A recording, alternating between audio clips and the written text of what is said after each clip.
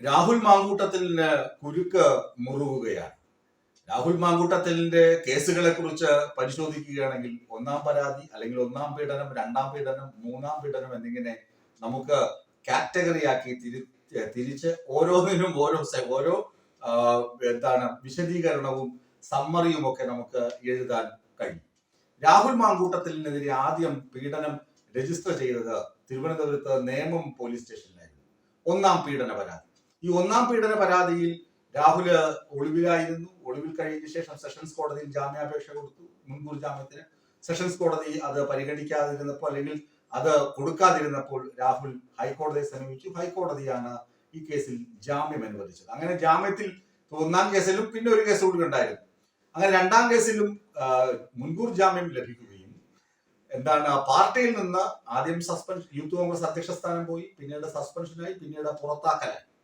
അങ്ങനെ പുറത്താക്കപ്പെടുകയും ചെയ്തെങ്കിലും രാഹുൽ മാങ്കൂട്ടത്തിൽ പൊതുവേദിയിൽ വലിയ തിരിച്ചുവരവിന് ഒരുങ്ങുകയും പാലക്കാട് നിയമസഭാ തെരഞ്ഞെടുപ്പിൽ വീണ്ടും സ്വതന്ത്രനായെങ്കിലും മത്സരിച്ച് കരുത്ത് തെളിയിക്കണമെന്ന ഷാഫി പറമ്പിലിന്റെയും VD സതീശന്റെയും ഒക്കെ രഹസ്യ ഉപദേശം ശിരസ വഹിച്ച് അങ്ങനെ ഒന്ന് തിളങ്ങി വരുമ്പോഴാണ് മൂന്നാമത്തെ പരാതി ഇരുട്ടടി പോലെ രാഹുൽ മാങ്കൂട്ടത്തിന്റെ തലക്കിട്ട് അടിക്കുകയും രാഹുൽ മാങ്കൂട്ടത്തിൽ വിചാരണ തടവുക റിമാൻഡിലാവുകയും ഒക്കെ ചെയ്തത്.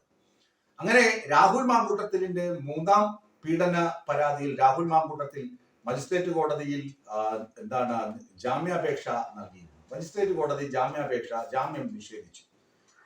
ഉടനെ സെഷൻസ് കോടതിയിലേക്ക് പോയി. സെഷൻസ് കോടതി പ്രത്യേക അന്വേഷണ സംഘത്തിനോട് റിപ്പോർട്ട് ആവശ്യപ്പെട്ടു. ഇന്നോ നാളെയോ റിപ്പോർട്ട് കൊടുക്കുമെന്നാണ് പ്രത്യേക അന്വേഷണ സംഘം കോടതിയെ അറിയിച്ചിട്ടുള്ളത്. അതിനുശേഷമാകും മൂന്നാം ബലാത്സംഗ കേസിൽ രാഹുൽ മാങ്കൂട്ടത്തിന് ജാമ്യം കൊടുക്കണമോ, റിമാൻഡ് കാലാവധിയൊക്കെ നീട്ടണമോ എന്നൊക്കെ കോടതി അനുമാനിക്കുകയുള്ളൂ, അല്ലെങ്കിൽ കോടതി തീരുമാനിക്കുകയുള്ളൂ. എന്നാൽ ഈ ഘട്ടത്തിൽ ഒരു മുൻകൂർ ജാമ്യം, ഒന്നാം പീഡനത്തിലെ മുൻകൂർ ജാമ്യ വ്യവസ്ഥയിൽ നിൽക്കുകയാണ്. ആ ജാമ്യ വ്യവസ്ഥയിൽ അതിലെ ഇളവുകൾ, ജാമ്യം റദ്ദ് ചെയ്യണമെന്നാവശ്യപ്പെട്ട് പ്രോസിക്യൂഷൻ കോടതിയെ സമീപിച്ചിട്ടുണ്ട്. അതിനകത്താണ് ഒന്നാം പീഡന പരാതിയിലെ പരാതിക്കാരി സത്യവാങ്മൂലം നൽകിയിരിക്കുന്നത്. രാഹുൽ ക്രൂരനായ പീഡനമാണ്, ക്രൂരമായ മനുഷ്യാവകാശ ലംഘനങ്ങളാണ് രാഹുൽ നടത്തിയിട്ടുള്ളത്. ശിശുഹത്യാ പാപമാണ് ചെയ്തിട്ടുള്ളത്.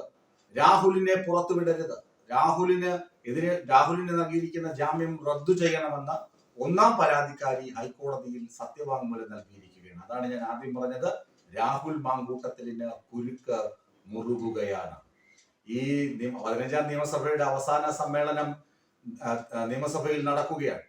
ഈ അവസാന സമ്മേളന കാലയളവിൽ എപ്പോഴെങ്കിലും രാഹുൽ മാങ്കൂട്ടത്തിൽ സഭയ്ക്കുള്ളിൽ ഒന്ന് തലകാണിച്ച് കൂക്കുവിളിയും പ്രതിഷേധങ്ങളുമാണെങ്കിലും ഞാൻ സഭയിലെത്തി എന്നൊന്ന് കാണിച്ച് പോകാൻ കഴിയുമെന്നൊക്കെ പലരും പ്രതീക്ഷിച്ചിരുന്നു. പക്ഷേ രാഹുൽ ഫാൻസ് പോലും സങ്കടപ്പെട്ടിരിക്കുകയാണ്. ഈ ഒന്നാം പരാതിക്കാരി എന്തിനാണ് ഇപ്പോൾ ഈ സത്യവാങ്മൂലവുമായി ഹൈക്കോടതിയെ സമീപിച്ചതെന്ന്. കാരണം അവർ അത്രമാത്രം വേദന രാഹുലിൽ നിന്ന് നേരിട്ടിരിക്കുന്നു.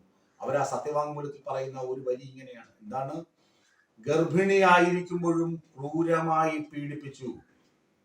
ഗർഭിണിയായിരിക്കുന്ന അവസ്ഥയിൽ, അതായത് രാഹുലിന്റെ ബീജം വയറ്റിൽ വഹിക്കുമ്പോൾ ആ സമയത്ത് പോലും രാഹുൽ അവരെ ലൈംഗികമായി പീഡിപ്പിച്ചു എന്നാണ് പറഞ്ഞിരിക്കുന്നത്. അപ്പോൾ അത്രമാത്രം ക്രൂരത. എന്നിട്ട് ആൾവശം ഗർഭചിത്രത്തിനുള്ള മരുന്ന് കൊടുത്തു വിടുക, എന്നിട്ട് ഇവരെയൊക്കെ വിവാഹം കഴിക്കാമെന്ന് പ്രലോഭനത്തിൽ വീഴ്ത്തി എന്നിട്ട് അവരെ പീഡിപ്പിക്കുക, ഗർഭിണിയാക്കുക. കാരണം ഇയാൾ അടുത്ത സ്റ്റാറാണ്, അടുത്ത വരും തലമുറയിൽ കോൺഗ്രസിനെ നയിക്കുവാൻ പ്രാപ്തനായ നേതാവാണ്. ഒരു പക്ഷേയെങ്കിൽ മുഖ്യമന്ത്രി വരെ ആകാനുള്ള സാധ്യത ഇയാളിൽ കൽപ്പിച്ചിരുന്നു. ആ മുഖ്യമന്ത്രി പദവും അല്ലെങ്കിൽ മുഖ്യമന്ത്രിയുടെ ഭാര്യ പദവും ഒക്കെ നിങ്ങൾക്ക് ലഭിക്കും.